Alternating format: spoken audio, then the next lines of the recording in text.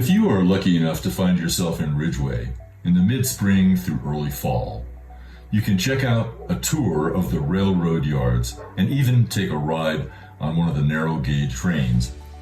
The community provides knowledgeable volunteers with an extensive background in the train industry. Very few people realize it, but the reason Ridgway was built in the first place was to be a central location, rail yard, for the big railroad companies that traverse the area. Both the Denver and Rio Grande Western Railroad and the Rio Grande Southern Railroad converged here, and so it became the obvious spot to create the Ridgway Railroad Depot. The railroad systems spread out throughout San Juan Skyway and further, with the two main segments traversing the distance between Ridgway to Telluride and Durango, and from Montrose passing through Ridgway to the town of Ouray. As with just about everything in the Skyway area, the motivation for having them built in the area was because of both gold and silver.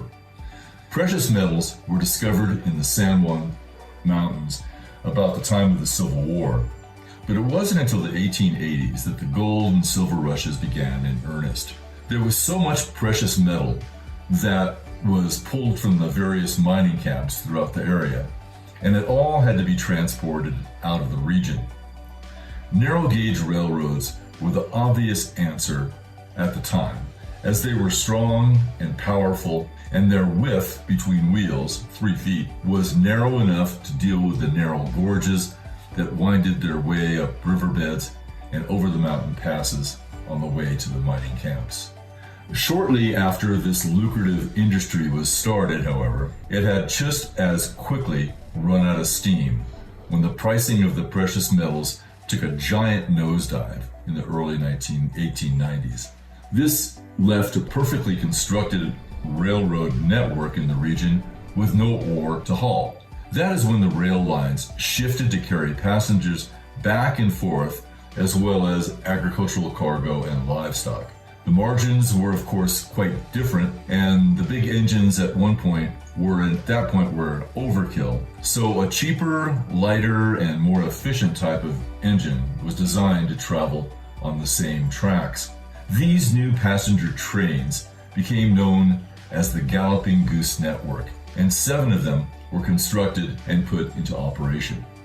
The day we wrote, they were offering rides on one of the Galloping Geese mail delivery vehicles, and also on what was at that time the depot manager's specialty transformed Model T, which was adapted to ride on the narrow gauge itself. Each Saturday is a bit different, but you are welcome to come for free and enjoy the fun as well as have an educational experience.